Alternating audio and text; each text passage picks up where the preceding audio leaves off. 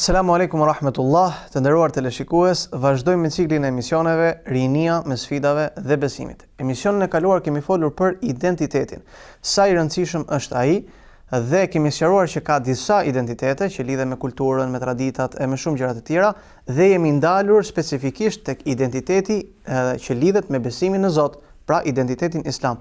Kjo është dhe tema në cilën do ndalemi sot dhe do të zgjerohemi me lejen e Allahut. Për trajtimin e kësaj teme kemi të ftuar Hoxhën e nderuar Mustafa Terniqi. Hoxh, selam aleikum, mirë se keni ardhur.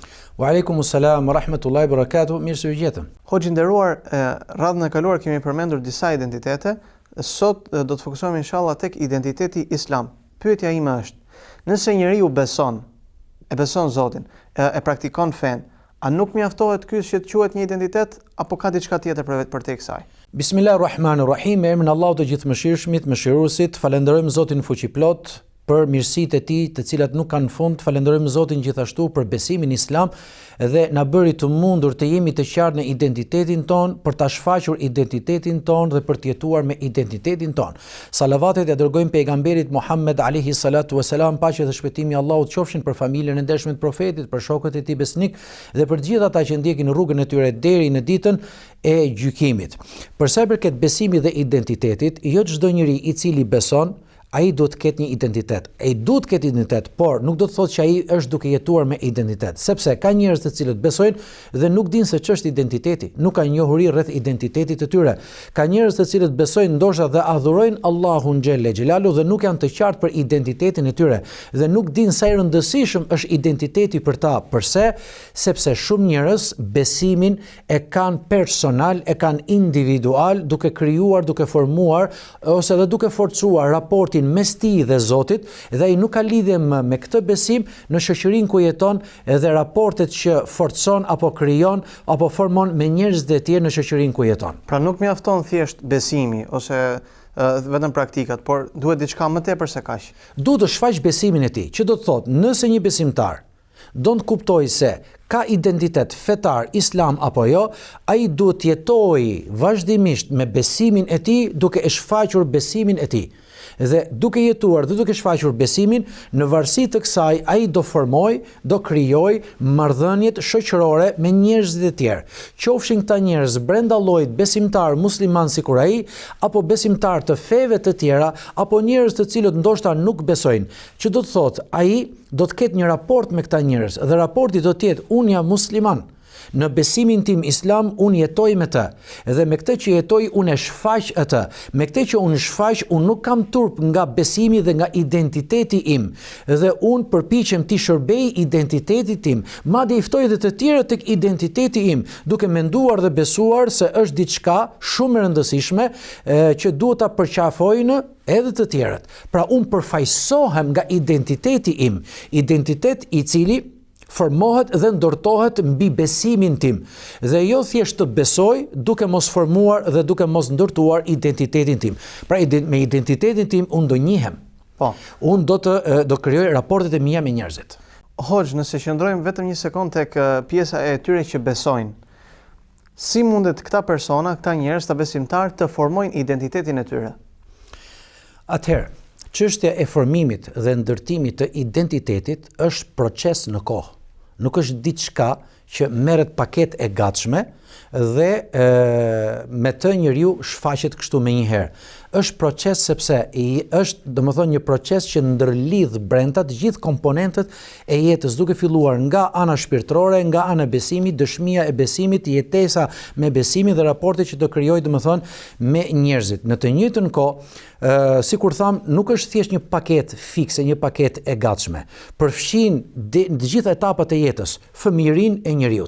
Njeriu, ose të themi, është një proces që ndërlidh diturinë, besimin, adhurimin, sjelljen e njeriu dhe përkatësinë e tij. Janë 5 gjëra të rëndësishme. Pra në këto 5 pika që përmendëm, këtu fillon formimi dhe ndërtimi i identitetit të vërtet, sepse besimtari musliman është ai i cili duhet të jetë i mirënjohur për gjithçka që ai përfaqëson. Duhet të ketë dituri të bollshme dhe të jetë i qartë për besimin e tij, të di si të besoj, të di se si duhet të adhuroj Zotin fuqiplot, dhe këtë besim dhe adhurim ai duhet ta shfaq. Do ta shfaq me çfarë? Me sjelljen e tij. Sjellja, etika, edukata, morali, normat, të gjitha këto janë pjesë e identitetit. Si do sillet një musliman? Do sillet një musliman sikur gjithë njerëzit e tjerë? Jo, ka një identitet të cilën e përfaqëson domethënë ky musliman, dhe nëpërmjet këtij identiteti do shfaq sjellje akoma më të mira se njerëzit e tjerë. Përndryshe nuk ka identitet, përndryshe do të jetë njësoj si të gjithë njerëzit e tjerë. Dhe gjithashtu, çështja e përkatësisë pastaj, këtë përkatësi, ky do ta shfaq, dhe do ta mbroj, dhe do të jetë krenar, edhe do të jetë njëri i cili madje do ftojë edhe të tjerët. Kur njerëzit kuptojnë që ky është ftues tek identiteti i tij, do të thotë përfaqëson diçka. Kjo që përfaqëson, ai është identiteti i tij. Pra, mos harrojmë, të jemi me dituri të bollshme rreth besimit ton, mënyrën se si duhet besojmë, mënyrën se si duhet të adhurojmë, jo me keq kuptime, jo duke shkuar në ekstremizma dhe as duke shkuar në shinat e tolerancës së tepërt, por në një rrugë të mesme, dhe nga kjo ne do kemi pastaj marrëdhënie me njerëz të tjerë, raporte me njerëz të tjerë, dhe do të veçohemi ose do të karakterizohemi nga sjellje të veçanta, të cilat varen nga besimi dhe identiteti i këtij besimtari, i këtij muslimani, dhe përkatësia ime, të cilën unë e shfaq me gjithë këto pika që përmenda, ky është formimi dhe ndërtimi i identitetit tim në shoqërinë ku jetoj. Hoxh, nëse ndalojmë dot pikërisht te kjo pjesa e shfaqjes. Po flasim për një shoqëri, nëse na jep dot më shumë detaje ose disa këshilla më shumë për shoqërinë, si mund ta shfaqë ajo identitetin e saj, si mund të jetojmë ne me një identitet, ose si ta mbajmë të identitet duke mos e rrezikuar ose mos e cënuar atë. Atëherë, si të jetojmë identitetin dhe si ta mbajmë apo si ta ruajmë identitetin duke mos e rrezikuar, kjo nuk ndodh asnjëherë, gjithmonë do jesh i rrezikuar. Gjithmonë do jesh i rrezikuar. Por është identiteti i qartë që ka formuar dhe ndërtuar besimtari musliman. Kjo qartësi, ai besim, ajo forcë, ai vullnet, ajo ndihmë që ja kërkon Zoti fuqiplot e bën që të përballojë të gjitha sfidat dhe rreziqet që vijnë, ti përballojë në formën më të mirë. Pra, nuk jeton dot njeriu pa qenë i rrezikuar. Përndryshe është pjesë, nuk ka kuptim të jetoj pas provës, pjesë e provës. Por nëse do flasim për jetesën dhe shfaqjen e identitetit të tij, fillimisht muslimani duhet besojë Zotin që e krijoi, Zotin që është një, dhe identiteti islam lidhet të ngushtë me njohshmërinë, me tauhidin, gjë që ka vetëm feja islame. Atëherë, ky Zot që besuam, e besojmë vetëm me zemër apo duhet ta shfaqim? Patjetër që duhet ta shfaqim, sepse në besimin islam, nëse besimi është vetëm në zemër, është burimi i besimit, por nuk mjafton, patjetër duhet dëshmohet. Me çfarë do dëshmohet? Do dëshmohet me fjalë. Si e dëshmon besimin e tij muslimani? Nëpërmjet fjalës së tauhidit. La ilaha illallah Muhammedun Rasulullah. Nuk ka të adhuruar tjetër me drejt përveç Allahut dhe Muhamedi është i dërguar i Zotit. Që do thotë, unë besova një Zot dhe ky Zot duhet të adhurohet. Atëherë doli koncepti i adhurimit. Në cilën formë do adhurohet? Muhammedun Rasulullah, Muhamedi është i dërguar i Allahut. Pra Allahu dërgoi Muhamedin që të na mësojë ne si do besojmë Zotin dhe si do adhurojmë Zotin dhe si do ndërtojmë jetën tonë me konceptin mbi Zotin. Përtej kësaj, ne e shfaqim, pra duhet ta shfaqim besimin tonë nëpërmjet fjalëve dhe adhurimit tonë. Lind pyetja. Mund të bëj një pyetje të shkurtër? Pra, a kemi një islam individual dhe një islam shoqëror? Se ndonjëherë njerëzit e bëjnë vetëm islamim. Jo, e përmendëm këtë. Islami do të shfaqet, dhe ku shfaqet, ku do shfaqet? Në shoqëri, brenda mureve të shtëpisë, në shoqërinë ku jetojmë. Po. Sepse pa folur fare, pa ftuar fare, vetë qenia jonë si musliman, duke falur namazin, duke agjëruar, është ftesë për të tjerët. A nëse ke dituri të bollshme, ke aftësi sa mund t'i bindësh të tjerët me fjalët e tua, atëherë kjo është akoma më e mirë. Pra, besimi që është brenda duhet ta shfaqesh. Këtë shfaqje të besimit është me kohë të pjesshme, është domethënë një herë në javë, është një herë në muaj apo një herë në vit. Pra njerëzit besojnë një herë për Bajram, kujtohen për Zotin e tyre për Kurban Bajramin apo për Fitr Bajramin apo për natën e Kadrit apo për një ditë nga ditët e Ramazanit për ta agjëruar apo në 10 ditën e fundit të Ramazanit. Domethënë sa e shfaqin dhe si e shfaqin dhe kur e shfaqin. Dhe që të lidhet kjo me identitetin, i bie që ky besim të cilën ne e shfaqëm, duhet të jetojmë me të duke e bërë sistem të jetës tonë, duke përshtatur jetën tonë fesë, duke përshtatur jetën tonë besimit dhe duke përshtatur besimin i jetës tonë. Përndryshe, ne nuk kemi pastaj identitet. Nëse duam të jemi të qartë për identitetin tonë, është jeta që jetojmë, e cila duhet përshtatet sistemit të besimit fetar me cilën ne kemi dëntuar. Pra, të besojmë, të shfaqim besimin, ta bëjmë atë sistem jete, por dhe kjo nuk mjafton. Përse nuk mjafton? Sepse duhet t'i shërbejmë këtij sistemi. Është pika e 4. Dhe pika më kulminante pas kësaj është pikërisht të ftojmë të tjerët në sistemin ton nëse duam të ruajmë sistemin ton.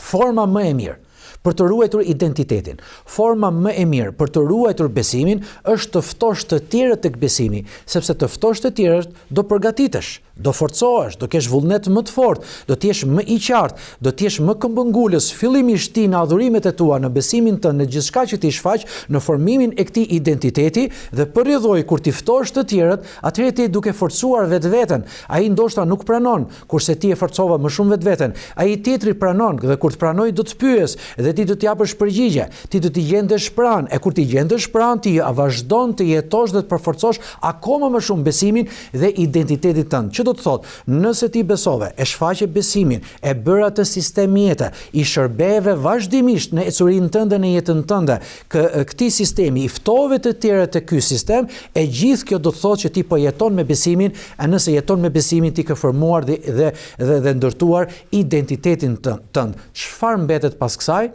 Shpresojmë që Allahu xhelle xhelalu të na marrë shpirtin me këtë besim, të na marrë shpirtin me këtë identitet. Këto ishin pak a shumë detajet, domethënë që kërkove, ka edhe të tjera nëse don, domethënë, por këto janë pikat kyçe, këto janë pikat kryesore.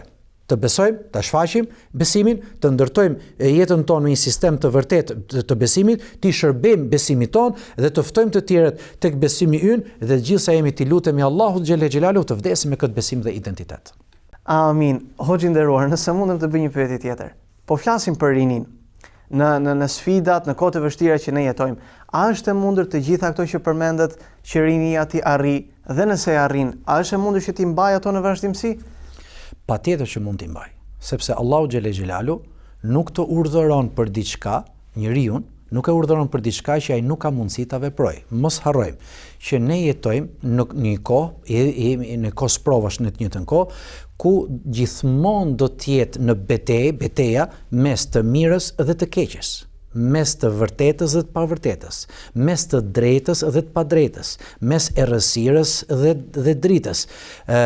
Duke qenë se kjo do të vazhdojë gjithmonë, atëherë këto do t'i përfaqësojnë njerëzit. Gjithmonë do të kemi njerëz, burra dhe gra, do të kemi të rinj dhe të reja, të cilët do të përfaqësojnë të mirën ose të keqen, të drejtën ose të padrejtën, të vërtetën ose të pavërtetën. Allahu xhelle xhelalu asnjëherë nuk e ka lënë njerëzimin pa njerëz të cilët përfaqësojnë të vërtetën, sikur me një person të vetëm. Përndryshe, e vërteta nuk do të ekzistonte. Përse kemi hadithin e pejgamberit alayhi salatu wasalam që tregon se në ditën e gjykimit do të vijë një profet i cili nuk do të ketë fare pasues. Do të jetë i vetëm. I vetëm, por të paktën ai me vetminë e tij përfaqësonte të vërtetën dhe të drejtën. Ashtu sikur do të ketë një profet të cilët do të kenë pasues një person të vetëm, një profet tjetër do të ketë dy pasues, 3, 5, 10 e kështu me radhë, ashtu sikur do të shikojmë pejgamberin ton Muhammedin alayhi salatu wasalam, pasuesit e tij do të mbushin një hapësirë gjigante në mahsher në ditën e gjykimit kur do të grumbullohen njerëzit, do të tubohen njerëzit për të dhënë llogari përpara Allahut të Madhërisëm. Pra, sa jemi në jetën e kësaj bote, e vërteta asnjëherë nuk fshihet. E vërteta gjithmonë do të ekzistojë dhe nuk do të jetë inekzistente. Ajo gjithmonë do të jetë pavarësisht se kush e përfaqëson. Që do të thotë rinia sot mund të arrijë gjitha këto, madje mund t'i mbajë dhe mund t'i mbrojë dhe shpresohet që rinia është ajo kategori në etapat e njeriut që e mban më mirë emanetin. Me forcën, me vullnetin, me dinamizmin, me gjallërinë që ka. Rinia është. Të gjitha revolucionet në historinë e njerëzimit, të gjitha punët e mëdha në historinë e njerëzimit kanë dalë pikërisht nga rinia. Rinia përbën domethënë bërthamën e suksesit, bërthamën e mbarvajtjes, bërthamën e të ardhmes. Dhe Allahu i Madhërisëm, elhamdulillah, në ummetin islam, po të shikojmë sot në botën islame, janë të rinjt ata të cilët janë duke bartur një barë shumë të madhe, fillimisht në bankat e shkollës, kur janë, mandej pastaj në fakultetet që ndjekin, pastaj në aftësitë me cilët janë formuar dhe në të njëjtën kohë me punën që kanë filluar, janë pikërisht rinia ajo që e mban domethënë të gjithë. Që do të thotë, duke qenë se të keqen dhe të mirën do ta përfaqësojnë patjetër njerëzit, burra ose gra, të rinj ose të reja, e lutim Allahun xhelle xhelalu që të rinjt tan të jenë të ndërgjegjshëm, të reflektojnë për vetveten e tyre dhe të kuptojnë që famadha ba'da al-haqqi illa ad-dalal, e çfarë ka mas të vërtetës përveç të kotës, ose do të përfaqësosh të mirën, ose do të përfaqësosh të keqen. Mundohuni të shkoni tek e mira, të shkoni tek besimi, të shkoni tek Zoti, të shkoni tek identiteti, të shkoni tek vetvetja, të shkoni tek qartësimi, të shkoni tek dituria, të shkoni tek ftesa për t'i ftuar të tjerët dhe do të kuptosh që pas ke fuqi shumë të madhe për t'i bartur të gjitha këto që përmendëm. Hoç, falenderoj pamas dhe e lut Allahun e lartësuar që të jetë kjo rini ajo që është përfaqësuese e të vërtetës. Pas një pauze të shkurtër, rikthehemi sërish me lejen e Allahut. Të nderuar teleshikues, rikthehemi sërish në pjesën e dytë.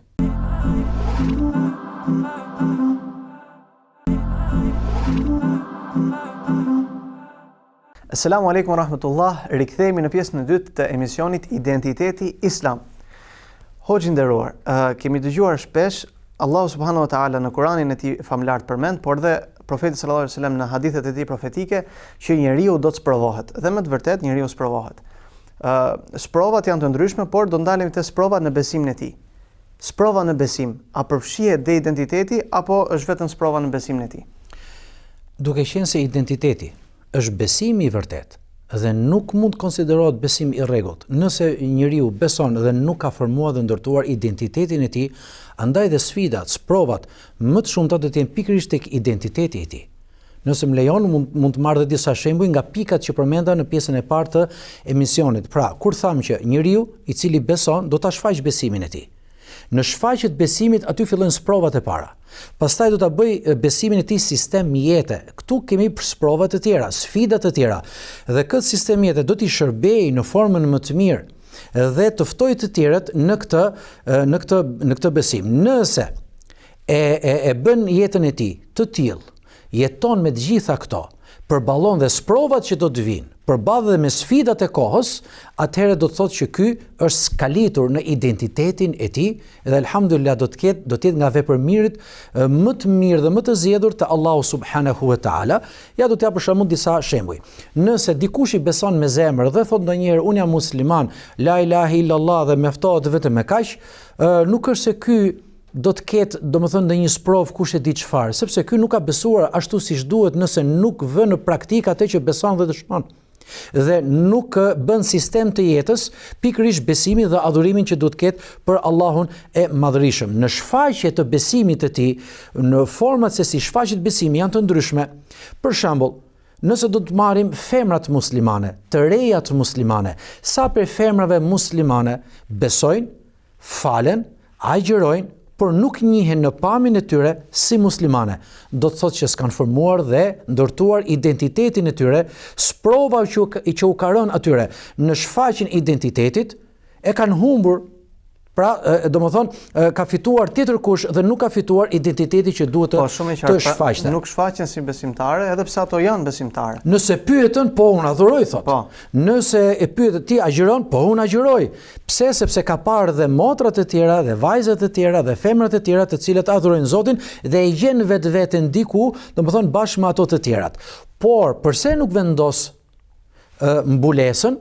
Sepse është pak më e vështirë. Kjo është sprova. Kjo është sfida. Ky është problemi. Pra, nuk mjafton të identifikohesh sikur e beson dhe adhuron Zotin, por nuk jeton me të. Në cilën formë? Në të gjitha format. Udkhulu fi silmi kafatan, thot Allahu i Madhërisëm në Kur'an, futuni në Islam tërësisht, me të gjithë qenien tuaj, pa kushte, sepse Zotit ne nuk I vendosim dot kushte. Dhe të gjitha ato gjëra me të cilat Zoti na ka urdhëruar, ne kemi mundësi t'i veprojmë, madje janë të lehta, po t'i shikojmë dhe t'i analizojmë me vëmendje. Kjo është një sprov. Ka dhe sprovat e tjera në shfaqje. Sa për muslimanë për shembull, gjenden sipas rrethanave në vende jo të duhura dhe I vjen zor të përçoj frymën fetare. I jep dikush selam, atij vjen zor të jap selam, sepse nuk don të identifikohet me selamin. A nëse ti nuk identifikohesh me selamin, atëherë nuk je identifikuar me besimin tënd. Pra ne duhet jemi krenar mbi të gjitha, nuk duhet jemi inferior dhe duhet shfaqim fuqishëm gjithçka që kemi për besimin ton, sepse ky është identiteti I vërtet. Dhe sprovat që përmendet janë pikërisht këtu. A kemi bërë ne besimin ton sistem të jetës? Si ta vërtetojmë këtë? Duke bërë jetën tonë të përshtatet me besimin dhe jo besimin duke përshtatur jetës. Dhe këtu do të vinë sprovat e tjera. Çfarë ndodh me fjalë? Shumë njerëz tërhiqen, shumë njerëz kanë frikë, shumë njerëz kanë turp, shumë njerëz ndjehen inferior me besimin e tyre kundrejt domethënë njerëzve të cilët kanë krijuar raportet me ta, kanë marrëdhënie pune me ta e kështu me radhë. Po këtu është edhe një problem që e hasim shumë ditën e sotme që te pjesa e përshtatjes. Pra, përshtasin fen me jetën e tyre, qoftë sociale, qoftë private. Nuk e mendojnë sikur feja është çështja e parë që asaj duhet I jepem edhe jeta ime duhet përshtatet me ta. Një nga veçoritë e identitetit është se ne nuk bëjmë dot kompromis me identitetin tonë. Ne nuk bëjmë dot kompromis duke shqitur identitetin tonë, besimin tonë. Ky jam unë, besimtar, musliman, e shfaq besimin tim, kam formuar dhe ndërtuar identitetin tim. Personat e tjerë të cilët nuk I përkasin besimin tim, atëherë do të më njohin kështu siç jam. Dhe nëse më respektojnë kështu siç jam, atëherë dhe unë do të respektoj ashtu siç janë. Dhe respekti reciprok është pikërisht kur nuk më detyrojnë që unë të kem një identitet tjetër, apo unë të fsheh identitetin tim. Unë duhet të jem vetvetja. Nëse je vetvetja në besimin që të ka dhënë Zoti, me parimet e të madhit Zot, e të fesë islame, atëherë ky domethënë është identiteti I vërtet që duhet ta ruajmë dhe nuk duhet humbim betejën në sfidat e ndryshme dhe në problemet e ndryshme, në rreziqet e ndryshme dhe në sprovat që përmendëm. Gjithashtu edhe të ftojmë të tjerët. Unë do të jap një shembull. Vërtet ka prej muslimanëve, ka prej besimtarëve, ka prej të rinjve dhe të rejeve, të cilët në një formë apo tjetër, në një trajt ose ndryshe, I ftojnë bashkëmoshatarët e tyre, e ftojnë pjesën tjetër të rinisë tek namazi. E ftojnë tek agjërimi. Agjërimi, shikojmë shumë të përhapur. Po, agjërimi është më përhapur. Dhe çfarë ndodh? Ka prej tyre që pranojnë, ka prej tyre që nuk pranojnë. Mos harrojmë që edhe ata të cilët janë ftues në rrugën e Zotit, në të njëjtën kohë dikush tjetër po I fton këto vetë madje. Këta vetë, në cilën formë? Unë për 5 minuta fola me një shokun tim, ti si I ri për shembull, fola me një shokun tënd që të besoj Zotin. Në të njëjtën kohë për 2 orë radhasi ti hutohesh në celular për gjithçka që shfaqet aty, për gjithçka që postohet aty dhe përjedhoj nëse ke ftuar dikë 5 minuta, nëse hutohesh për 2 orë të tjera, e ka fituar betejën me ty dikush tjetër I cili po të fton, nuk është më rëndësishme se në cilin gjë ai është duke të ftuar. Edhe kjo është pjesë e sprovës. Edhe kjo është pjesë e rreziqeve dhe sfidave. Më fal hoxh, nështë ndërpreva, po a do të thotë kjo që ne duhet jemi gjithkohon në analizë vetvetes? Apo ftoj unë të tjerët apo po më ftojnë të tjerët mua? Atëherë ky është kurimi I vetvetes për të ruajtur sinqeritetin. Sa I sinqert jam unë me Zotin tim. Ne patjetër gabojmë. Natyra njerëzore patjetër gabon. Por gabon sa je në shina të drejta dhe fillon reflekton, kthehesh tek Zoti, bën pendim dhe e din fare mirë se ku është rruga e drejtë, apo gabojmë dhe nuk dim se ku jemi. Gabojmë dhe nuk dim se ku po shkojmë. Gabojmë dhe nuk I dim faktorët që ndikuan në gabimin ton. Ndoshta gabimi na bën të devijojmë. A nëse devijuam, atëherë do të thotë ne nuk kemi lidhje më me jetën islame dhe identitetin ton. Në të gjitha llojet e gabimeve që mund bëjë njeriu, e rëndësishme është të mos humb identitetin e tij. Tham që njeriu mund gabojë. Dhe patjetër që do gaboj sepse është formë njerëzore. Dikush I gabon në këtë gabim, dikush I një gabim tjetër, dikush I një gabim më të vogël, dikush I një gabim më të madh, pastaj njeriu reflekton. Ndalu o njeri, ku je duke shkuar? E rëndësishme është ajo që shfaq njeriu nuk duhet bëj kompromis duke shitur identitetin e tij. Është gjëja më rëndësishme, gjëja më e çmuar, sepse nëpërmjet identitetit kemi ruajtur dhe besimin ton. Hoxha Allahu ta shpërbleft, pra njeriu mund besoj, mund praktikoj fen, por ndoshta nuk e ka plotësuar identitetin e tij duke mos u shfaqur si i tillë. Me që jemi te identiteti, mund të bëj një pyetje që ndoshta është e kemi dëgjuar faktikisht shpesh, ja bëjnë hoxhallarëve, ja bëjnë dhe muslimanëve, qarkullon shpesh. Pyetja është: kombi apo feja? Ose vjen në fillim kombi, pastaj feja, apo si është kjo punë? Shiko, nëse i referohesh pyetjeve të ndryshme që shikojmë në media, në emisione të ndryshme, pyetje që zakonisht u drejtohet hoxhallarëve, më fal nëse do shprehem në këtë lloj forme, por mendoj se këto janë pyetje krejtësisht kota. Për të vetmen arsye sepse janë pyetje tendencioze, janë pyetje provokuese, janë pyetje të cilat shtrohen nga këndvështrimi dhe pozicioni dhe qëllimi që ka pyetësi. Për shembull, nëse ta kthejmë në formë të ndryshme, nëse pyetjen e shtron një besimtar, feja apo kombi, ky e shtron pyetjen në mënyrë që ai duhet të përgjigjë, thot feja, pastaj kombi. A nëse pyetjen e shtron një person i cili nuk ka lidhje me fen, por do të patjetër që ti të përgjigjesh kombit fillim, pastaj fes, dhe ai ta bën pyetjen në mënyrë provokuese që ti të thuash kombi, pastaj feja. Shiko, ç'është kombi? Kombi është një bashkësi i njerëzish, të cilët i bashkojnë disa element bazik siç është gjuha, kultura, historia, janë shumë gjëra që i bashkojnë. Pjesë e historisë dhe pjesë e kulturës është dhe besimi. Pjesë e historisë dhe kulturës është dhe feja. A nëse jetojmë në një vend që ka disa fe dhe nuk është një fe e vetme, atëherë pse kjo pyetje gjithmonë u drejtohet muslimanëve dhe nuk u drejtohet të tjerëve? Sepse është pyetje tendencioze, është dhe pyetje provokuese. Nga ana tjetër, pyetja nuk është e rregullt që në formulim, sepse feja apo kombi apo feja, apo në fillim kombi, pastaj feja. Që do të thotë, në një formë pyetja është përjashtuese. Duhet të jetë përgjigja kombi dhe jo feja. Ose feja dhe jo kombi. Nuk duhet të ekzistojë kjo pyetje. A nëse pyetja është në fillim kombi apo feja, përgjigja është shumë e thjeshtë. Përgjigja këtu është shumë e thjeshtë. Unë jam një njeri.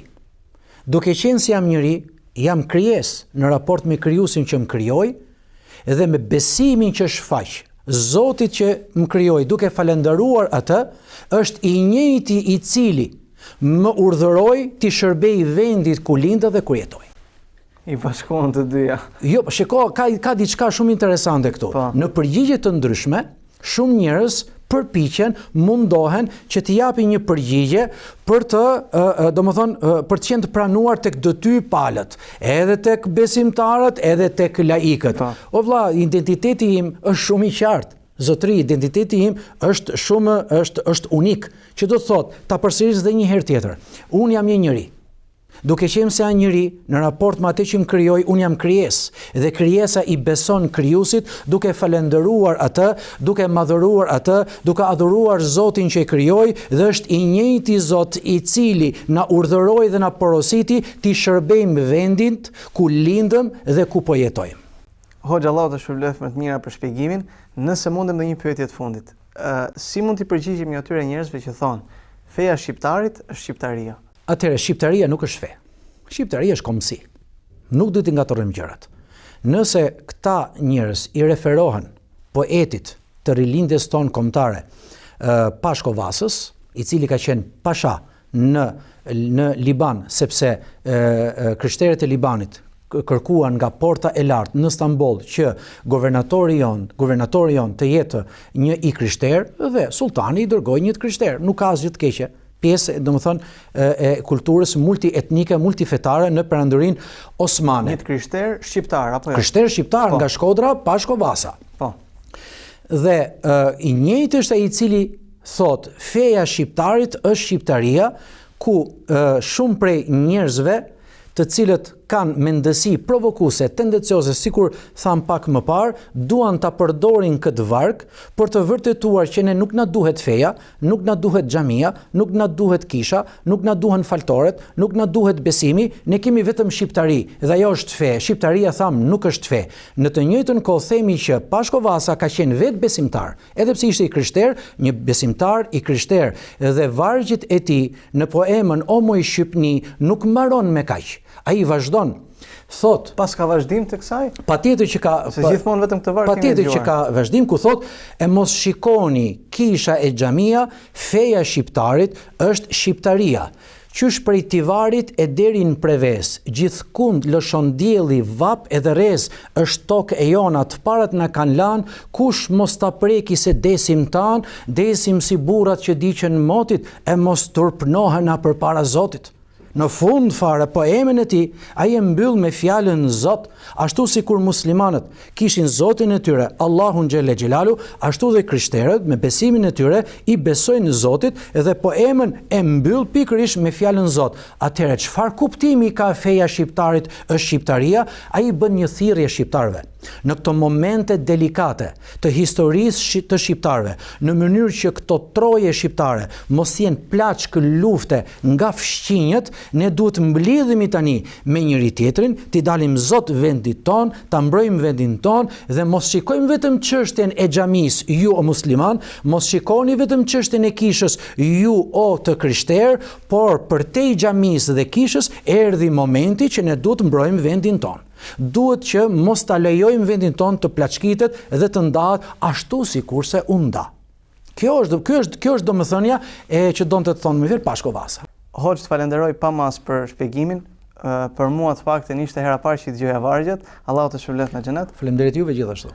Të nderuar teleshikues, emisioni ton i erdhi fundi. Elusim Allahun subhanahu wa taala të na forcojë në besimin ton, në identitetin ton dhe të na mundsojë të jemi të dobishëm për shoqërinë dhe po ashtu të na ndihmojë të i bëjmë ballë sprovave dhe të vazhdojmë të tillë deri në fund të jetës tonë.